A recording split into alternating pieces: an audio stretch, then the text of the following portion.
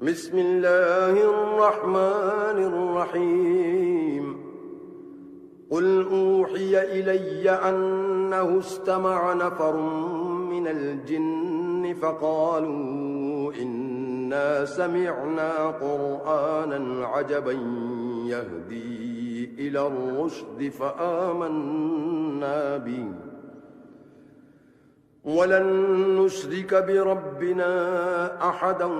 وأنه تعالى جد ربنا ما اتخذ صاحبة ولا ولدا وأنه كان يقول سفيهنا على الله شططا وأنا ظننا أن لن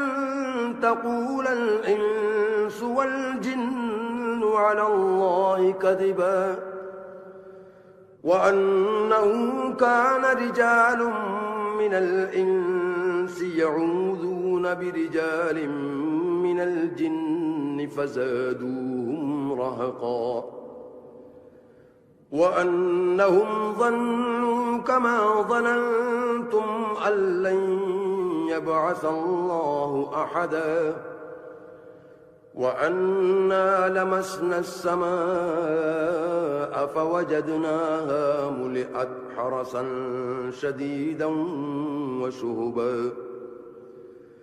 وأنا كنا نقعد منها مقاعد للسمع فمن يستمع الآن يجد له شهابا رصدا وأنا لا ندري أشر أريد بمن في الأرض أم أراد بهم ربهم رشدا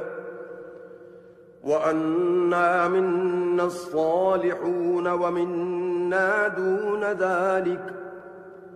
كنا طرائق قددا وأنا ظننا أن لن نعجز الله في الأرض ولن نعجزه هربا وأنا لما سمعنا الهدى آمنا به فمن يؤمن بربه فلا يخاف بخسا ولا رهقا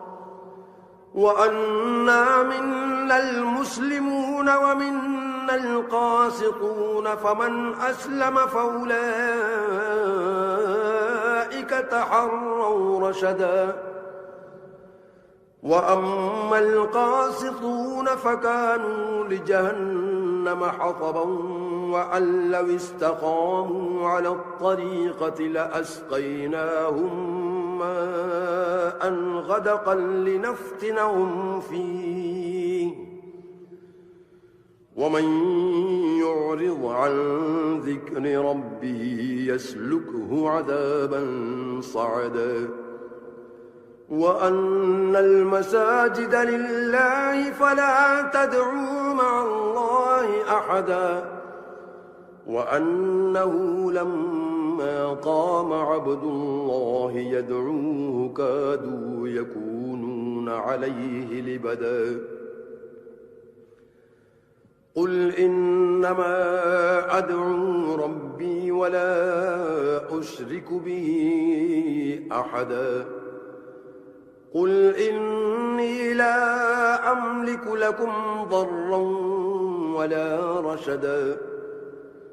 قل إني لن يجيرني من الله أحد ولن أجد من دونه ملتحدا إلا بلاغا من الله ورسالاته ومن يعص الله ورسوله فإن له نار جهنم خالدين فيها أبدا حتى إذا رأوا ما يوعدون فسيعلمون من أضعف ناصرا وأقل عددا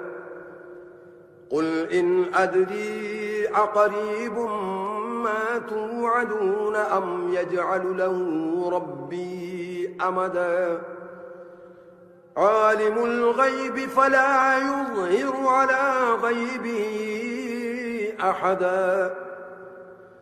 إلا من ارتضى من رسول فإنه يسلك من بين يديه ومن خلفه رصدا ليعلم أن قد أبلغوا رسالات ربهم وأحاط بما لديهم وأحصى كل شيء عددا